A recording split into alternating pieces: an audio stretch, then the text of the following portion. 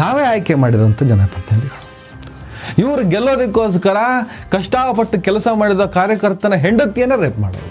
ನಮ್ಮ MLA ಅಂತ ಹೇಳ್ಬಿಟ್ಟು ಹಗಲು ರಾತ್ರಿ ಅವ್ರಿಗೆ ಕೆಲಸ ಮಾಡಿರ್ತೀವಿ, ಅವ್ರು ನಮ್ಮನೆಗೆ ಬಂದುಬಿಟ್ಟು ನಮ್ಮನೆ ಹೆಣ್ಣುಮಕ್ಳಿಗೆ ಕೈ ಹಾಕ್ತಾರೆ.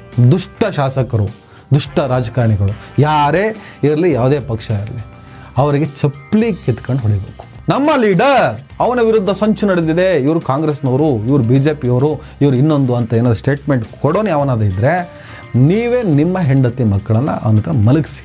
ಯಾವುದನ್ನು ನಾವು ಸಹಿಸಬೇಕು, ಯಾವುದನ್ನು ನಾವು ಸಹಿಸಬಾರ್ದು ಅನ್ನೋಂಥ ಕ್ಲಾರಿಟಿ ಬೇಕಾಗ್ತದೆ. ಅವನಿಗೆ ಅವನ ಅಪಾಯಿಂಟ್ಮೆಂಟ್ ತಗೊಂಡು ಅವನ ಮುಂದೆ ಕೈ ಕಟ್ಟಿ ನಿಂತ್ಕೊಂಡು ತಲೆ ಬಗ್ಸ್ಕೊಂಡು ಹೀಗೆ ಯಾಕೆ ಬದುಕ್ತೀರಿ? ಏನು ಮೇಲಿಂದ ಹುಟ್ಟು ಬಂದ್ರ ಈ ರಾಜಕಾರಣಿಗಳು? ಇದನ್ನು ಎಲ್ಲಾದರೂ ನಿನ್ನ ಬಾಯಿ ಬಿಟ್ಟರೆ ನಿನ್ನನ್ನು ಮುಗಿಸುತ್ತೇವೆ, ನನಗೆ ಪ್ರಭಾವ ಇದೆ, ಇನ್ನೊಂದಿದೆ, ಏನಿದೆ, ಹೋಗಿ ಕೂತ್ಕೊಂಡಿದೆಯಲ್ಲ.